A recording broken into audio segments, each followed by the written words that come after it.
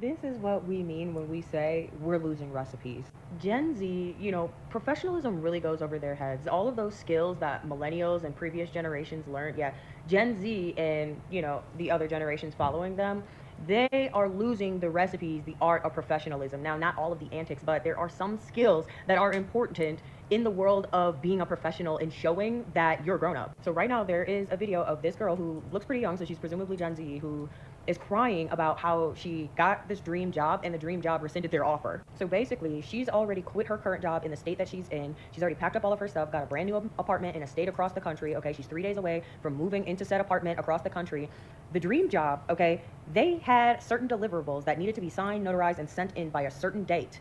She did not do those things, and so they rescinded the job offer. And this is where the skills of professionalism really come in, okay? Because somebody was supposed to teach her that while she was in all of her excitement getting all of those things together, she needed to be prioritizing, right? The deadlines that her job is giving her. Deadlines are not suggestions.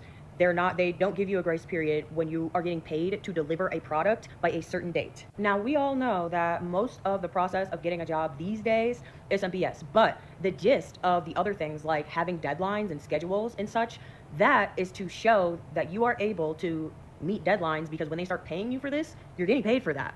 That's your job. Like, y'all are forgetting the way that jobs think, right? There's so much ethos, there's so much like ethics and emotions that are being placed into the professional field. And it's not to say that that's wrong, but at the same time, emotion doesn't necessarily live in business, right? So when you are trying to think about how a business is perceiving you as an applicant, you have to think about how they think about their business structure and their business model. So historically, hiring young people isn't good for business. Why? Because the turnover rate is way too high, so you have to spend a lot of money in training new people who are constantly coming in the door, right? You don't have like a sound person in that position then, so that creates instability in that section of the organization. Like there are levels in which one employee can create an entire domino ripple effect up and down the chain in the organization. So it's not just about you in the couple of days of grace period that you feel like you might need. Again, that's something that you communicate, because at the end of the day, what your business, what a job is thinking is this person going to be reliable? Is this person going to be somebody that I can count on and make sure that I don't have to hold their hand so that my business doesn't fall apart? No, she is actually. It actually starts at home. But look, she actually is saying what the guy thought he said The last episode. with the cybersecurity degree. When in the sense he was talking Oh, the about the skills. people Yeah. coming in and they don't know this and theory.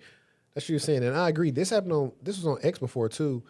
A guy lost out on the offer because he didn't follow up on the email or something he got. And I'm here to say, if you get an offer, check your email Regularly. every minute, every Yeah. hour. Yeah, for real. Like if you don't understand what they're gonna send you, talk to the recruiter, send them a text, them, call them, hey, can I expect what type of documentation can I expect? When will it be here, et cetera, et cetera. So you can make sure you did your part and not them. Like let it be on them, not you. Because that is something to teach. But it goes back into let's maybe cut the young lady some slack. Maybe nobody in her family had a corporate job. That's why I just said it starts at home too. And maybe she was never even held to that regard and that standard. Some, yeah. But I think it goes to Being on that. time, that stuff you learn at home. You know what I mean? Timeliness and following up, and how back when we were coming up, you used to actually call a job. I'm checking up my resume. You know, it was different. And some of our folks are still telling us to call the people and follow up on, and that ain't Yeah. even a thing no more. But a lot of that stuff can be learned in school and can be taught at home. Yeah, I would say initiative though. Remember that I word, initiative, where What is tea? and he got on green. But it's one of those things. Like my baby brother, he's getting ready to start his job. I think like 2 weeks. I was always like, "Hey, they send you anything else? What you got to sign?" I own them because, hey, you miss something. Hey, sorry, you have to go to the next training class. The next one, like, so people think when they get the offer, it's done. It's not. And I know I feel bad for her because she was ill It, advised it was to a move. good lesson learned. Yeah, It was a good but lesson it's a learned. tough lesson It's learned. it's a tough lesson. I'm sad she had to learn that lesson, but she ain't gonna do it again. Yeah, You know what I mean? yeah, just poor baby. But what y'all think? Have y'all ever got a job offer rescinded because you didn't fill out your deliverables? No. Bye. I was so thirsty for the job. Hey, When you on your knuckles and you trying to listen. get them, you is like you said, you checking that email. You emailing them. Look. Hey, you said you were gonna send it today. I didn't get anything. Just making sure. That's yes. Yeah, no, like dead ass. When I was about to start at McAfee, I was at LA Fitness right there on Main Street in the tollway. I just happened to go check. Like it was either about to play ball or it's in between games. I looked at the phone, email. Hey, this is so and so from so and so. Hey, when can you meet? Today. No, for real. And when you are, what do we call that? Ready? I'm on a more magical word. I don't know. But when that is the type of person that you are, you're going to hit the, even when it comes to setting up interviews, you know, you trying to get in ASAP, not later. I mean, of course, according to your schedule, or when it comes time to do your background check. If there's an appointment tomorrow and you can go, why would you choose an appointment next week? Let's see. You got prepared, primed, conditioned,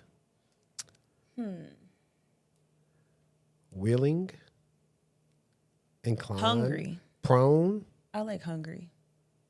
favorable, prompt, predisposed, responsive. I've never seen this word before. Desirous. desirous, Oh, desirous. Ooh, got me.